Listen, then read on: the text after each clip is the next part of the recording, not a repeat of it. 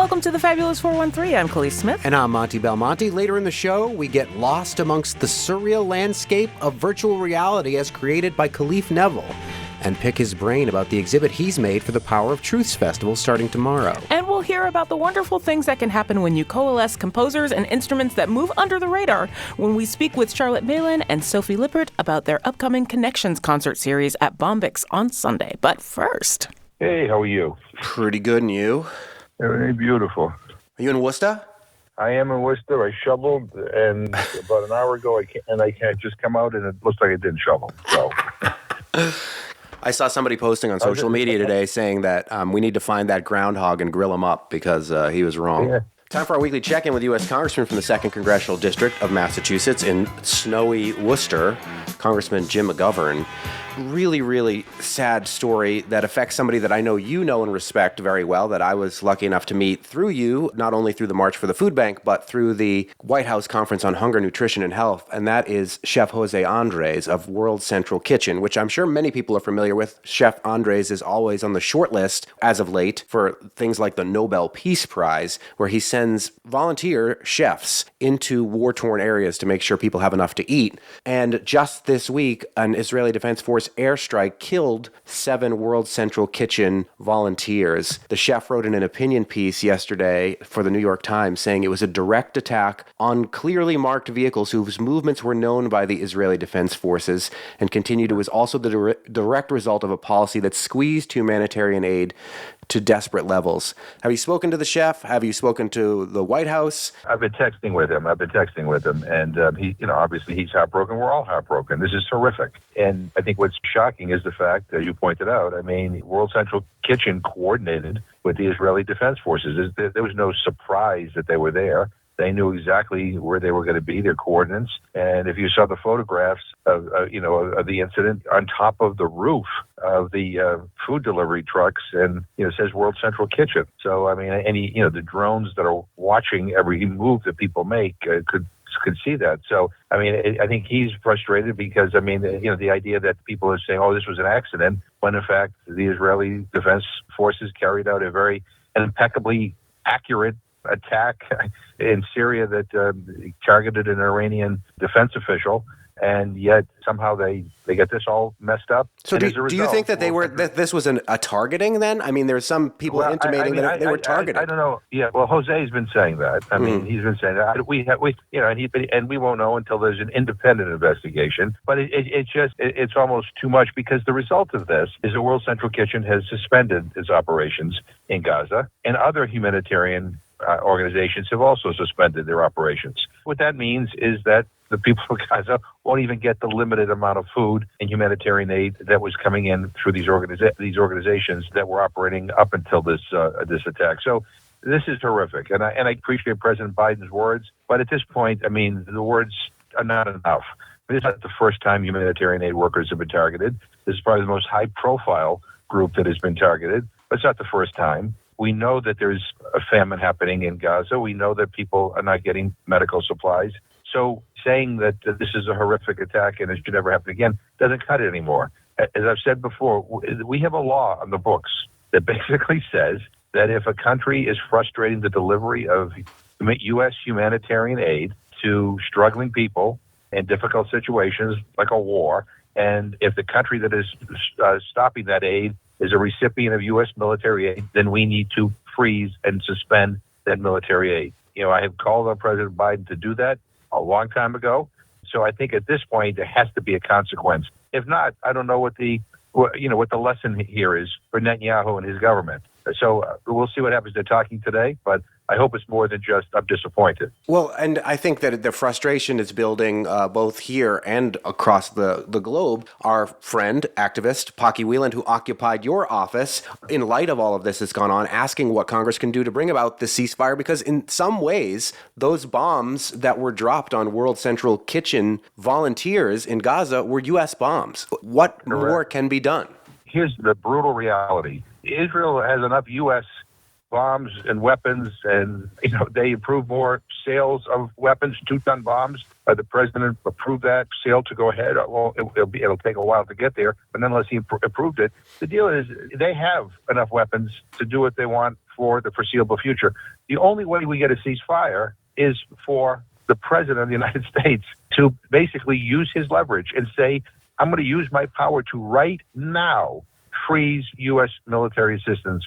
That's where the pressure needs to be. The notion that Congress, especially the makeup of Congress right now, will vote for a ceasefire resolution, it's just not going to happen. Do you think that Ted Cruz and Mitch McConnell or Mike Johnson, will do that? I mean, or even bring anything to the floor that would do that? I mean, the fact of the matter is the pressure needs to be on the White House. The President of the United States has the power, has the leverage, if he so chooses, to suspend U.S. military assistance. And I think that would be a powerful motivator for the Israeli government to move toward a ceasefire. And by the way, let me also just say, I separate Benjamin Netanyahu from the Israeli people. I am in awe of the hundreds of thousands of Israelis who continue to take to the streets protesting, demanding that Netanyahu step down, demanding that there be early elections, demanding a ceasefire so that the hostages can be released.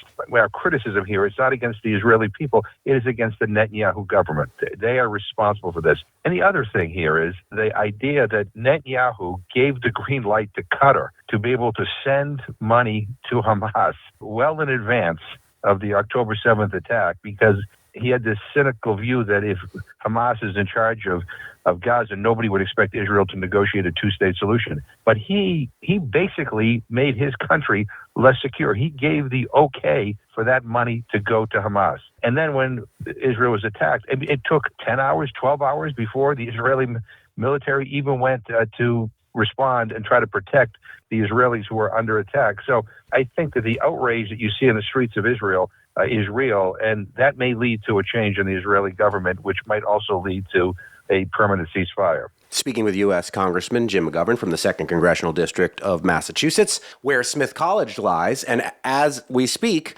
there is an occupation of College Hall at Smith College in response to what has been going on in Gaza. Have you heard from the occupiers in College Hall and or the president of Smith College, who I know has been negotiating with those occupying and trying to work together to hold some conferences with some high-profile speakers, including formerly Northampton's own, but a globally well-known and beloved Marxist, Vijay Prashad, will be speaking with the students and the faculty there. Have you heard from the Smith College occupiers or the president from Smith? I have not, but I've been reading about it. And so I'm well aware of what's going on there. And look, I mean, again, this highlights the concern that people in this country, have, not only on college campuses. You mentioned our dear friend Paki, who occupied my office, and this is resonating with people in a way that is really, quite significant. And the bottom line is this: I think what people do not want is U.S. bombs and U.S. weapons to be used to kill civilians or humanitarian aid workers. And, as you pointed out, the bombs that basically killed 7 World Central Kitchen volunteers most likely were from the United States.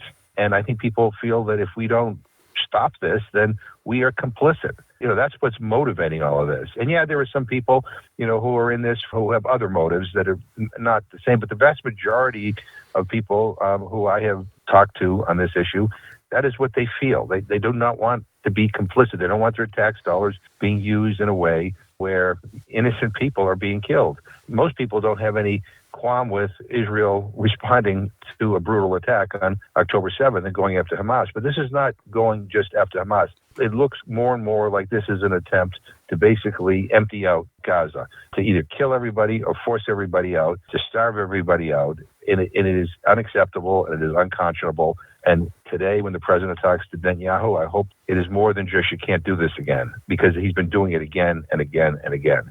Congressman Jim McGovern has been in the district because Congress has been out of session. And I know that yesterday you spoke with WIC advocates in Greenfield, Women, Infants, and Children. It's a major program to help support parents and to make sure that everybody has what they need and enough to eat. What did you learn from the WIC advocates in Greenfield yesterday? Well, first of all, WIC is an incredible program, and all the advocates are unbelievable. And, it gives you hope for the future of this country because there are good people out there who care about pregnant mothers and care about making sure young kids get nutrition so they can grow up to be healthy adults. But, we're trying to work with them to try to get some money to be able to rehab a building they already have purchased, to not only move their operations there, but to also bring other social service organizations under the same roof, because it's kind of one-stop shopping for people. Because, if you are eligible for WIC and you're getting WIC benefits, chances are you may also need help with fuel assistance, or you may need help with job training, you may need help with 1,000 other things. And, one of the challenges for people who are struggling in this country is that there's not one-stop shopping. You got to go to 1,000 different places to kind of get the support and the help that you need. And so, we're going to work with them to try to, either getting loans or earmarks to help make that transition happen sooner rather than later. But the one bit of good news yesterday was I was able to report that, notwithstanding the fact that the Republicans wanted to cut WIC was not cut. We were able to maintain the funding that was needed and even bump it up above last year's level. That's a little bit of good news at a time when there's a lot of not so good news. I know that it doesn't feel like it today, but it is baseball season, and that you are at opening day for the Woo Sox, the Worcester Red Sox, the AAA affiliate of the Boston Red Sox. Have you ever thrown out the first pitch there? No, I haven't, and you don't want me to because someone might get hurt. No, I do want that. You don't want that to happen. I definitely do. Yeah, I want video of that. I think it would be great. Right. No. Right. Yeah. But no. It was actually a very nice day. A little chilly, but it was nice. It was a bittersweet day because our friend Larry Lucchino, who's the former president of the Red Sox, actually passed away on the morning of opening day, and the Woo Sox and the Polar Park, which is the ballpark. Yeah, I'm keeping them totally funded because I drink like 2 polar seltzers a night. Right, you're right. Yeah, but they would not be in Worcester if it wasn't for Larry Lucchino.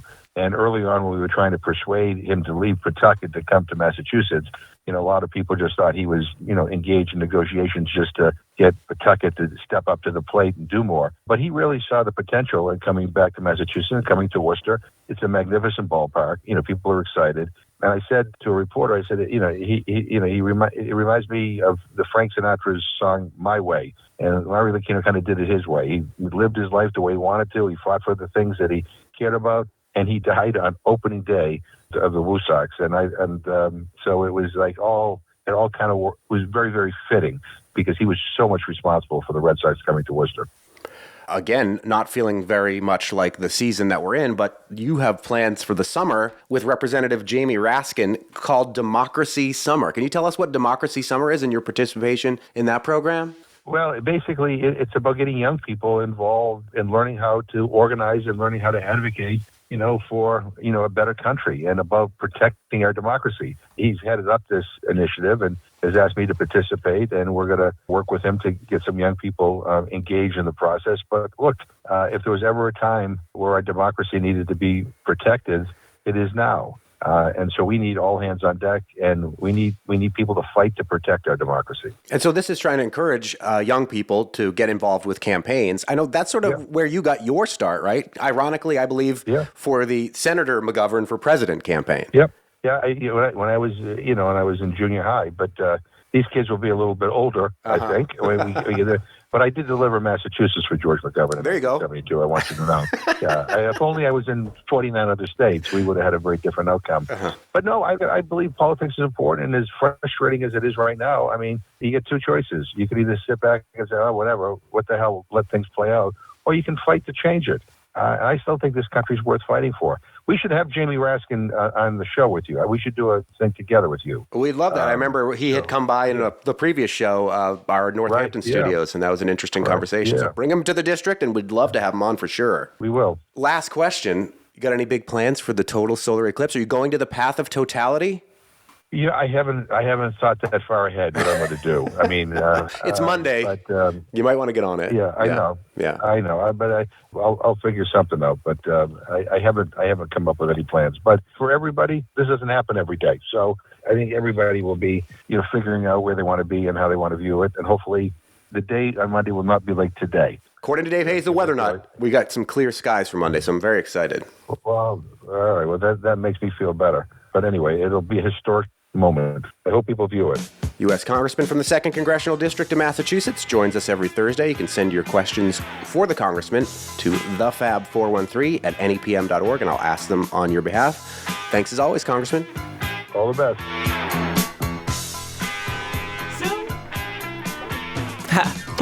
Soon, we'll get into musical collaborations with folks from the Connections concert series, which starts this Sunday in Florence. Next, however, we'll get extra nerdy and go exploring a virtual world that Khalif Neville has created as part of an exhibit for the Power of Truths Festival. Yes, we are still aware that this is radio and you can't see it. You're listening to the Fabulous 413 on 88.5 NEPM.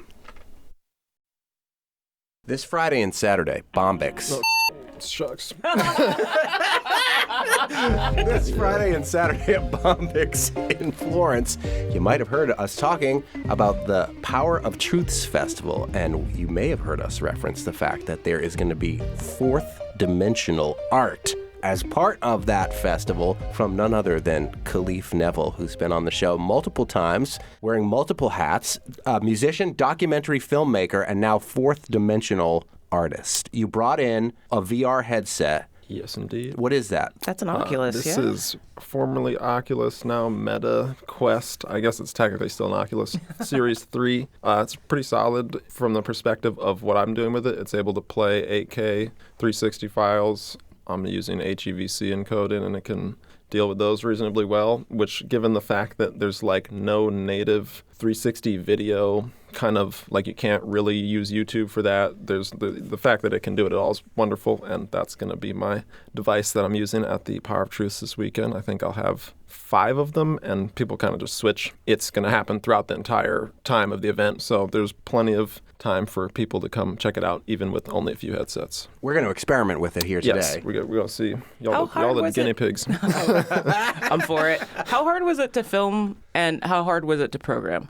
Nothing's filmed. This is all synthesized in a game engine, so Unreal Engine. So like it's virtually filmed, but that process is quite involved. I'll say like the rendering. I have a RTX 4090 graphics card, and it takes 24 hours to render the amount of footage I need to make one 2 to 3 minute thing. That's a lot. It is, and that's like a really good graphics card. I was going to say, like, that's a really good graphics card. That is a lot of time, but rendering is always the part that takes the longest amount of time when you're doing effects or doing anything with game programming. But it's not that bad. It could be. Lord of the Rings took.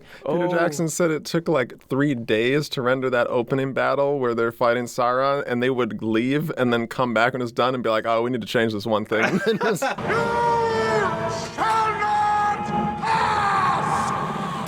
They would do that over and over. Oh my gosh, I'm having project flashbacks to college. So you've essentially taken a video game engine and created a video game-esque graphic, but you've also incorporated music into that as well, right? Yeah, well, the cool thing about Unreal Engine is that that's actually what they used for The Mandalorian for their volume backdrops. So the Star Wars television show on Disney Plus. And for a lot of that kind of pioneered, Jon Favreau and that team pioneered Unreal for film industry. And then like the Batman that just came out, which is one of my favorite films, that used a lot of volume. And I think Dune parts 1 and 2 both used a good amount of volume. So of all the game engines, it's definitely the one that's bled the most into the film world. And as a result of that, their movie kind of render partition to the software is really solid. And that's what I'm utilizing. And I'm using a virtual 360 camera, which lets you film things all the way around. But by rendering it, you're able to achieve a much higher quality because the graphics card couldn't handle doing that in real time. But if you render it over the 24 hours, then you get a higher fidelity. So it's some crazy stuff. And as you'll see, the lighting, and that's really what makes Unreal special, is like basically photoreal because they developed this lighting engine called Lumen that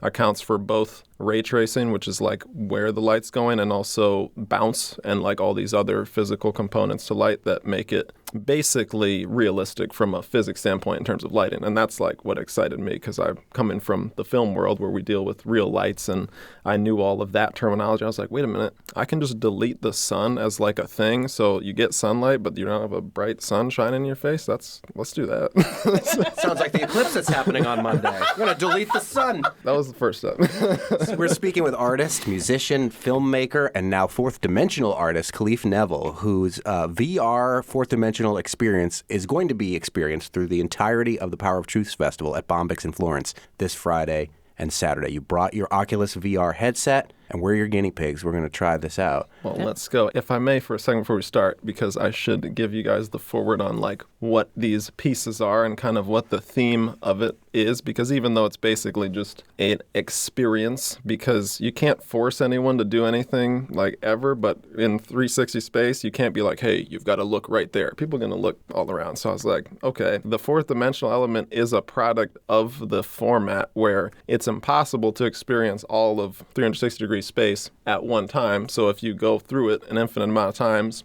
you might experience all of them. I don't know if that's possible, but that's to say you should just like vibe out. Imagine you're taking a car ride through the fourth dimension and, appreciate the unreality of like what happens on a physical sense, but it appears photoreal. And the way that I structure each piece, or kind of the theme of the whole project, you could say, is that one of the coolest things about Unreal is the ability to make character models. They have this, their characters are called metahumans, and they like figured out some crazy skin texture, spectral highlight thing where those people look real. Like it's better than even the AI video generators in terms of like looking like real people. So I start by making a character, and then everything else is kind of like a trippy interpretation of their character throughout the music, the visual experience, the colors, and all that. And that's the format. So each piece is named after a character, and I have a good number rendered now. And I think the one I'd like you guys to watch is one I just did. That character's name is Tour, and it's very like lo-fi and chill. And some of the others are kind of intense. I feel like let's keep it a little lo-fi, and you'll see because of the setting in that one that it's very surrealist. I took a bunch of household objects and made them absolutely enormous. There's 2 books that are like 1,000 feet tall, and because of how high fidelity all the scans of things are, like it holds up pretty good even like that, and the lighting holds up really pretty good, and it's an interesting ride. So we get to be the borrowers. Oh yeah, I try to run away with a pin or something like that. Who wants to go first? You want to go first? Do I want to go first? Yeah. You'll be fine. It's okay. chill. Don't worry. I'm not worried about it. You might have to make a little head strap adjustment there. I have to take my whole hair out. It might have been easier for you to do this first, because I have to make so many adjustments to my whole person. You both have plenty of hair. Yeah, but his isn't up. So now it's time to experience all of those things ourselves, to go under the Oculus and into the worlds created by Khalif Neville for the Power of Truth Festival. But how much can I actually see with these garbage eyes of mine? We'll find out, and we'll have a chance to speak with 2 of the folks responsible for putting together the Connections concert series that opens at Bombyx this Sunday. In case you want to make a weekend of it in Florence. Not a terrible idea. You're listening to the Fabulous 413 on 88.5 NEPM.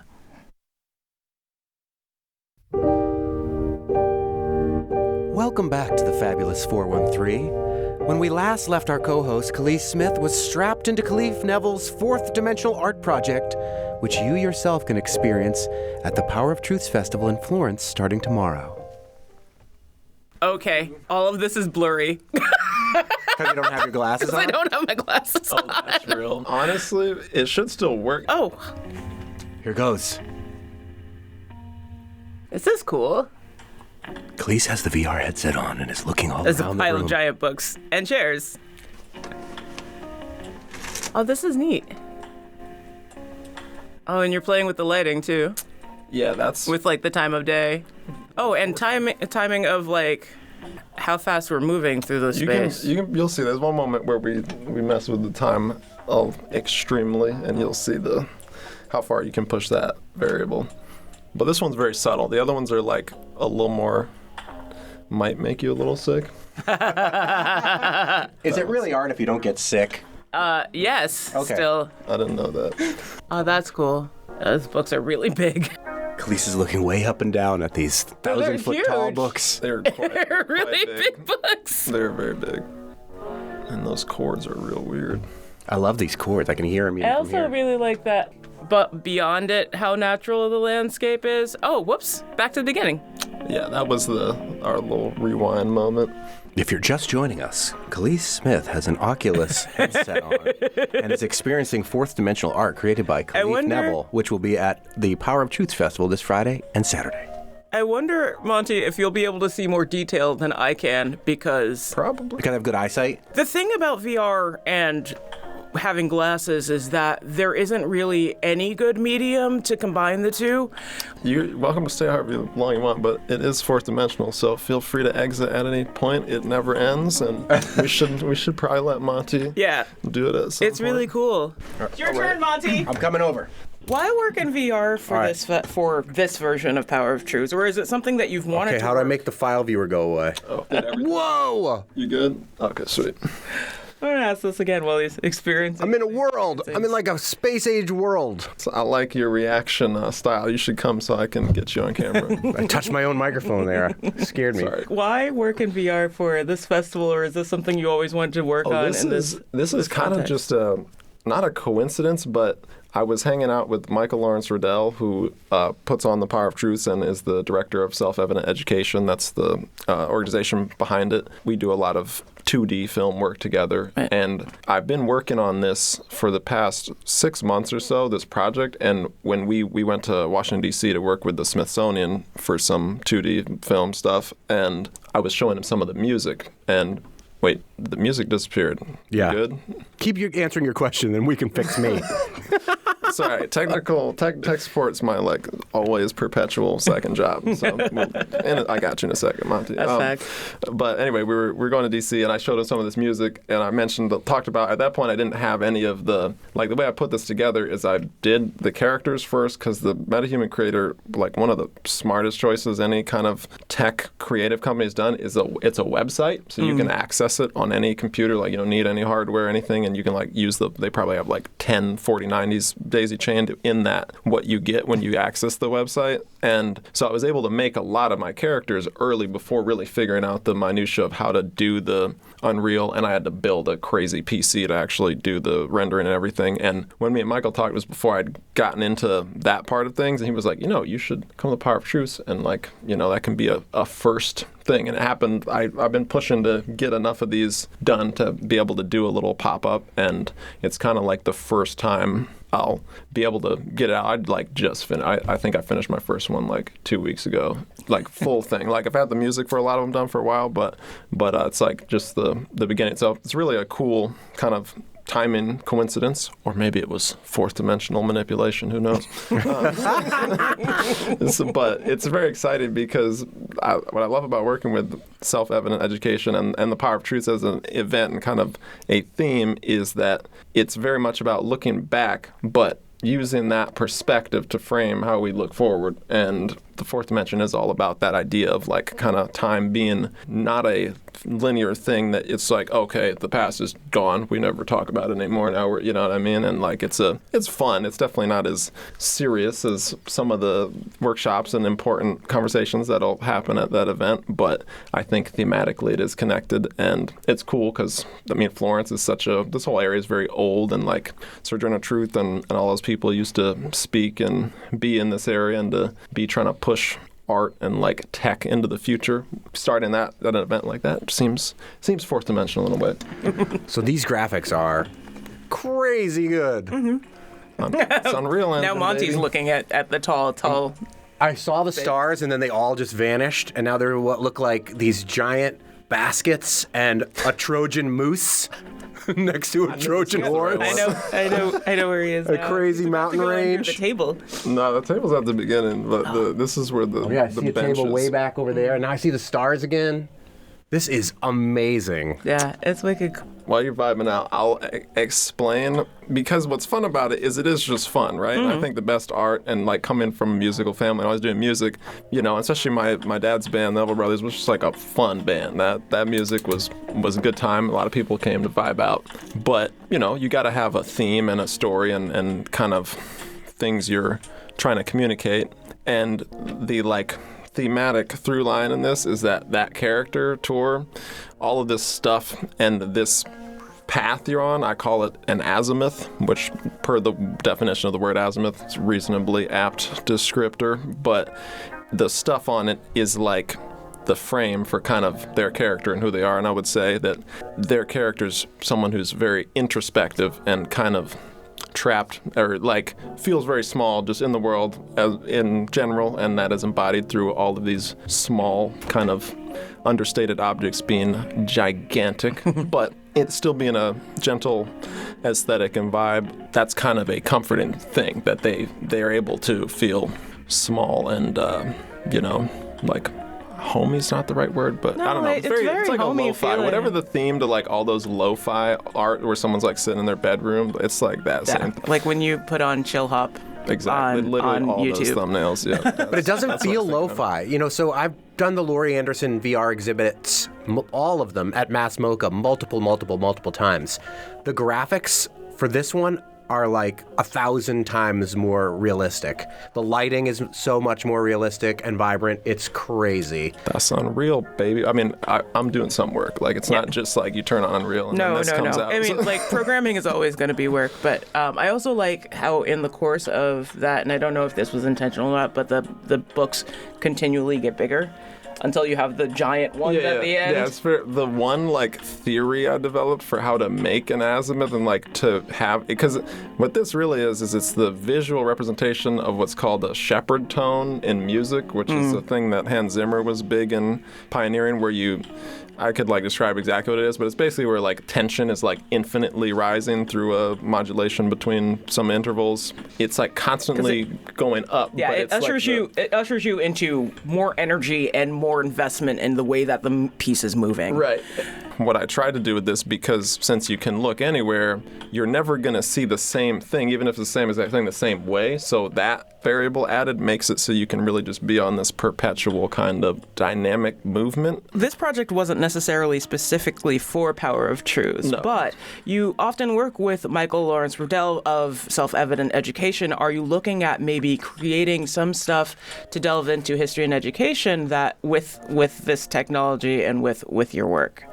Yeah, we've actually talked a little bit about, me and Michael have talked about some VR. I have a pretty good sense of like how VR extends the capacity for filmmaking coming from that world. And like with what we do, I thought we could make a virtual classroom and like have a Frederick Douglass metahuman. There's all these ways to like play with reality and take advantage of a virtual space. And frankly, if we're working with young people and trying to get them engaged, if you're completely immersed in a thing and it's also like the educational experience, then the level of engagement is default 100%. And that's kind of powerful.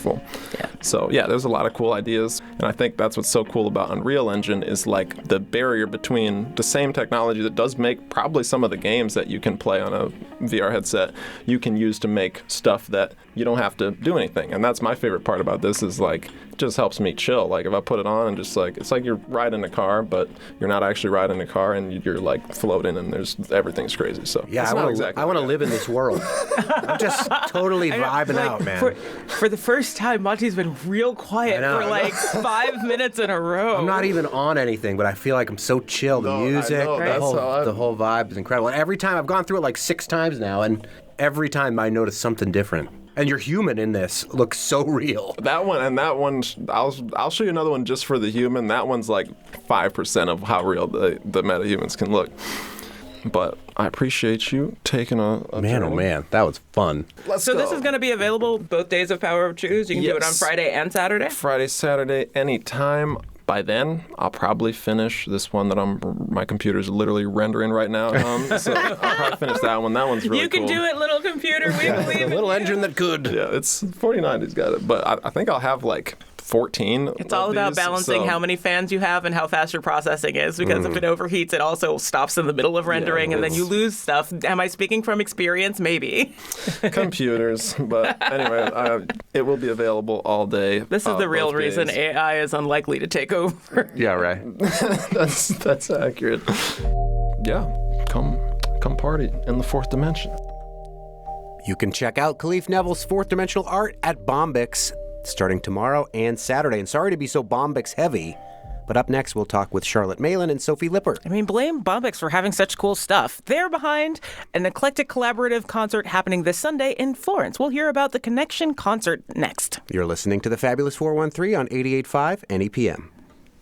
The Fabulous 413 podcast is funded by Northeast Solar, homegrown in Hatfield, Massachusetts, and providing energy savings for their customers for over 10 years. Learn more at northeast-solar.com. Welcome back to the Fabulous 413. I'm Khalees Smith. And I'm Monty Belmonte. This Sunday, Bombyx, fresh from having the Power of Truths Festival the previous 2 days. Bombyx is an underwriter of NEPM. Will open the Connections concert series with a program that features a multi-genre array of solo and collaborative music, from modern classical pieces for viola and piano, which we're hearing right now, to the poetic musings for kora and strings, to original compositions arranged exclusively for this event. Connections concert season seeks to create much more than a traditional classic music concert by emphasizing curiosity, diversity, and openness rather than perfection, and is an invitation to experience and embrace live music as something that is alive, vital, and joyful. And with us today are two of the three musicians this Sunday's program will feature, Charlotte Malin and Sophie Lippert. Charlotte Malin is a performer, teacher, and healer dedicated to guiding people into direct, communal, and transformational encounters with music. She has collaborated closely with Yo-Yo Ma, Midori, and Kim Kashak. How do you say that one? Kashkashian. Kashkashian, that's Kim right. Kardashian. Yeah, No, I know, I didn't even right? know she was a classical musician. She's a great teacher. I just have to say that, like, the alphabet has been cruel to me as of late, and so she's performed extensively around the globe, in addition to holding positions as principal viola of the Hudson Valley Philharmonic, in the Hartford Symphony, the Albany Symphony, and the Sarasota Opera Orchestra. Sophie Lippert is a musician, teacher, and creative entrepreneur dedicated to using music as a conduit for connection and elevating the works of underrepresented composers. She's performed with the Seattle Symphony, Seattle Philharmonic, Olympia Symphony. I'm sensing a theme here. Released 2 albums, Time Travel and Seaside, and in 2022 spent a year serving as All Classical Portland's international arts correspondent while living in Tel Aviv. Both Sophie and Charlotte are passionate about bringing audiences into aliveness, authenticity, and attunement, as well as other alliteration. Through music, this concert is happening this Sunday in Florence. Thank you both so much for coming in. Thanks for having us. Thank you for having us. It's an honor to be here. So firstly, again, like, this is a series. It's not just the one thing, like kind of an overarching theme of connections through a series of concerts under that theme. This is just the first concert in the series, correct? This is the first of 3 this season. The second one is going to be at Northampton Center for the Arts on May 19th, also a Sunday at 3. And the final one this season will be on September 22nd, and then we had to come back to Bombyx because it's just such an awesome venue. So that one will be at Bombyx too. And Charlotte, you're doing something else exciting at Bombyx in a couple weeks that's kind of tangential to this, but within the same theme. Sophie, tell us a little bit about the mission of this. Why is this something you wanted to do? Yeah, from all of the time that I've been a classical musician, so since a wee lass, I started playing at 4 years old, I remember feeling disenchanted with the traditional concert experience. So there's this, expectation that you're going into a show, you're sitting down, you're being very quiet. Performers come onto a stage and they, bow, but probably never say a word to the audience. And to me, there was always something missing. I loved classical music. I loved to play it. I loved to listen to it. But I felt disconnected from the experience that was happening in a room. And so for me, as I grew older, I went through traditional university training, made a lot of music, listened to a lot of live shows, and just was waiting for something to be different. And when enough years passed and I was not presented with that something different, I decided I needed to create it myself. So I launched the first iteration of Connections concert series in Portland, Oregon in 2019. And it was really with the hope of reimagining the concert experience so we could create something that was much more inviting to listeners, right? Much more welcoming to audience members, and really was about breaking down the boundary between the audience and the performers, having everything be a conversation, everything be a co-creation, and really be what's happening in a room contingent upon everyone in that space, not just the performers on the stage. I feel like there's a wave of that happening with like instrumental chamber music, especially, where people are seeking to find a little bit more of a connection with both the music, the way that they make their music, and then the people who come to see that music. And maybe I'm just saying this because I'm still only like a week or two out of being at Big Ears. But is that part of what brought you two together? Because like you're from the West Coast and you came all the way here to help this series become something here. What brought you two together? So I had the analogy come up for me a couple weeks ago of The Parent Trap, where the two twins are raised on opposite coasts and they're like living the same lives. They're fencing, they like the same foods. And then they meet at summer camp and they're like, who are you? And that was totally the experience that I had when I met Sophie. We actually first connected on the beautiful magical portal that is social media on Facebook. I saw her work and I really couldn't believe it, because here I was thinking that I was the only person really trying to bring a sort of more holistic, more transformational, more connective like atmosphere to a classical music concert. I've been doing iterations of that out here for years. And then I see Sophie Lippert, CEO and founder of Connections concert series. And I really almost dropped my cup. I was like, who are you? And then just a week or two later, I found out that this woman happens to be living in Amherst and had recently moved here. So it was, it felt very much kind of like divine alignment. And that's how I've often felt about this idea of the modern concert experience, especially around classical music, starting to shift and open up and incorporate more connective elements, more real elements, more present moment focused, like energetic conversation elements, which is, we're not the only ones doing this. This is an idea whose time has come. And I think a lot of younger audiences and older audiences I think are interested in a different way to show up to a concert. So that's what we are both, that's the muse we're both being invited to dance with.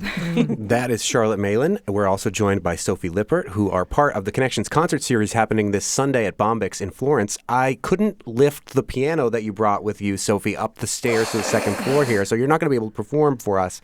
But Charlotte, you brought your viola. I did. It's a little more portable. It is. Would you play us something? I would love to. I'm going to play an original song of mine. I'll be able to share a couple of original songs at our concert on Sunday afternoon. And this one the lyrics are taken from a beautiful Rilke poem called Widening Circles, and I just had to set it to music, so I hope you will enjoy. It's one of the things I really, really love about this show is that we are bridging the boundaries between many different genres. And so having Charlotte's originals on the program alongside music by fabulous classical composers, particularly several female classical composers I'm really jazzed about playing, but it's next level joy for me.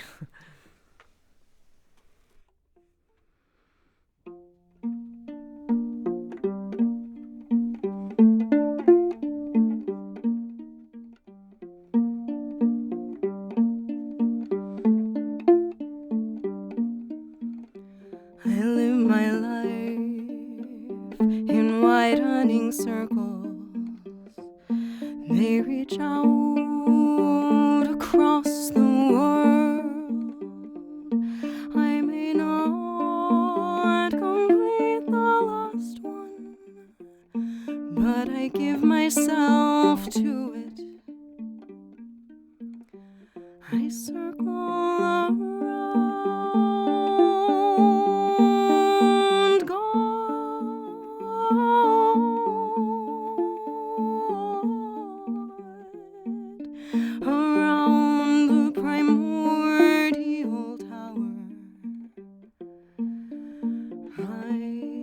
circling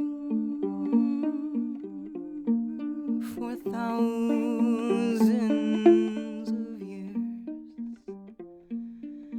I've been circling for thousands of years, and still I don't know.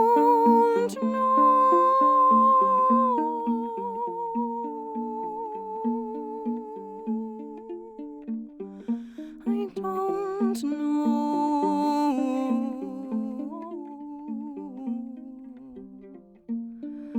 Am I a falcon, a storm,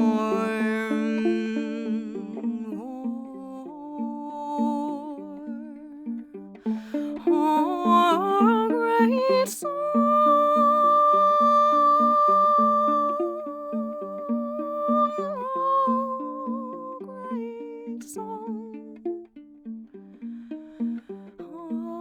a great song.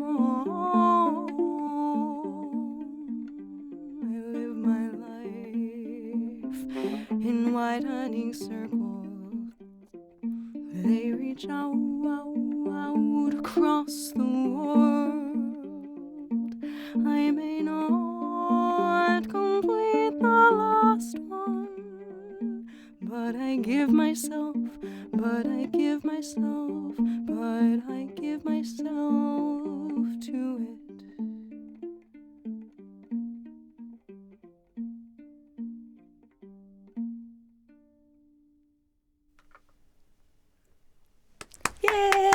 That is Charlotte Malin, who, along with Sophie Lippert, are part of the Connections concert happening at Bombyx in Florence this Sunday.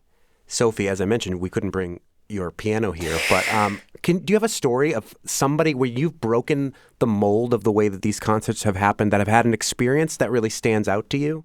Oh my gosh, so many. Where to start? One of my favorite experiences was at one of the earliest Connections shows that I did. And I was really committed in my initial season in Portland of having a lot of women on the stage and a lot of people from different cultural backgrounds and different musical backgrounds. It just feels so vital to me and vitalizing. And having Amenta Biotto, who is based out of Portland, an incredible spoken word artist who does these beats, kind of hypnotic beats. She's looping her voice over them. We have, Chopin happening simultaneously on that concert, right? I'm playing this traditional Chopin ballade, and Amenta is doing these hypnotic, incredible, spoken word poem art pieces. And then we have a singer-songwriter. I just remember there being some point at that program, looking out at the audience and seeing, it's like I could almost see neural pathways being connected between the fact that, Chopin is like OG classical music, right?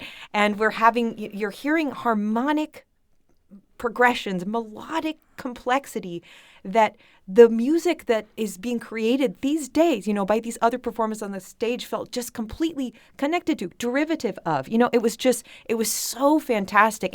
And audience members really gave those clear comments afterwards, like, wow, I never would have thought to make the connection between these different types of music.